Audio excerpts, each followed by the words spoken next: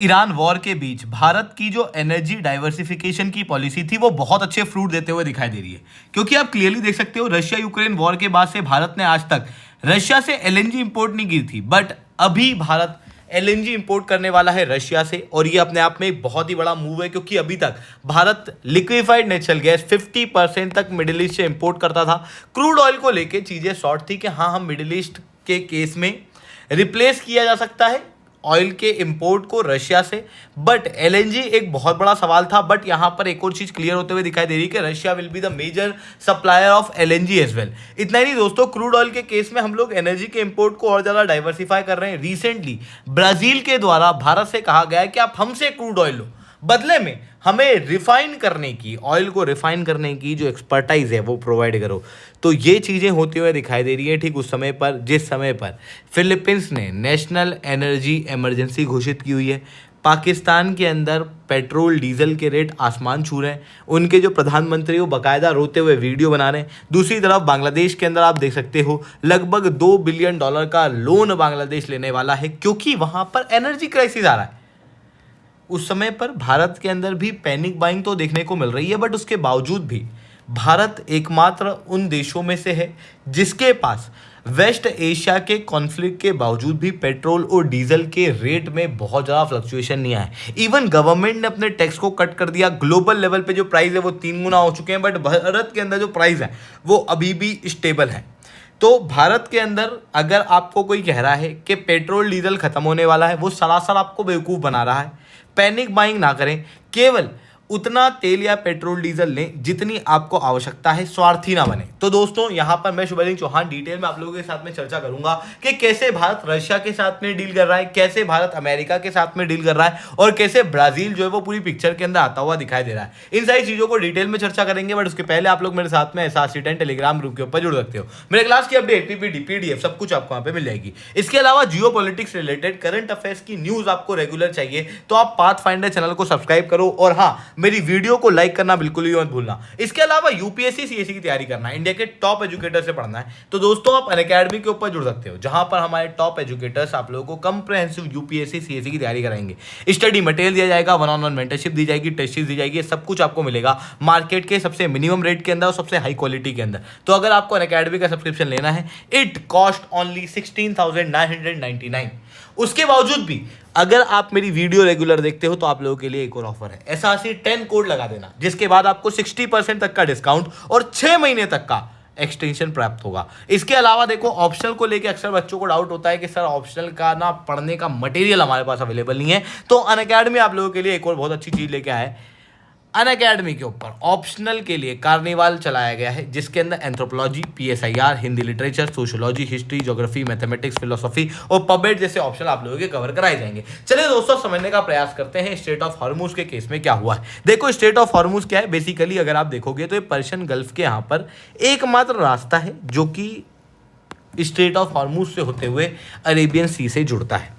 अब होता क्या है, यहाँ पर आप इराक देख सकते हो, सऊदी अरेबिया, UAE, ओमान, यहाँ पर आपको कतर, बहरीन देखने को मिलेंगे, और यहाँ पर आपको कुवैत देखने को मिलेगा।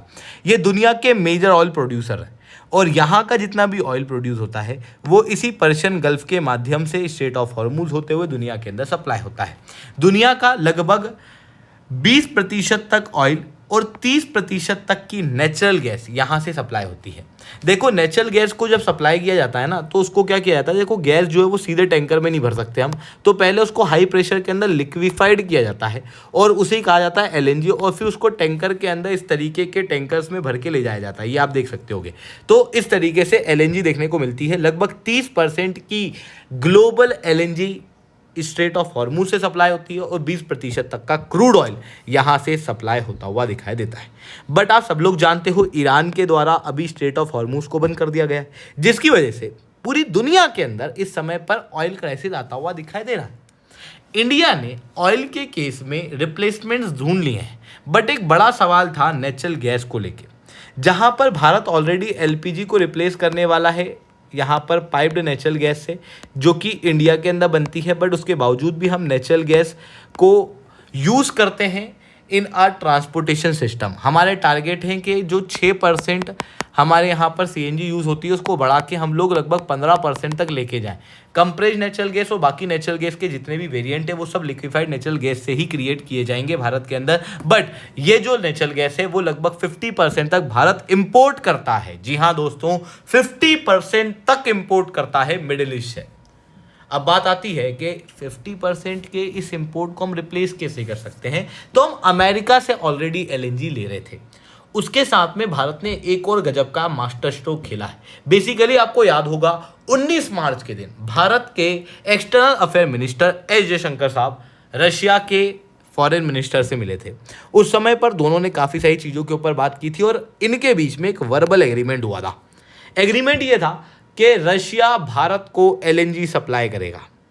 क्रूड ऑयल का मेजर सप्लायर बनने के बाद भारत का मेजर सप्लायर एलएनजी का भी होगा रशिया।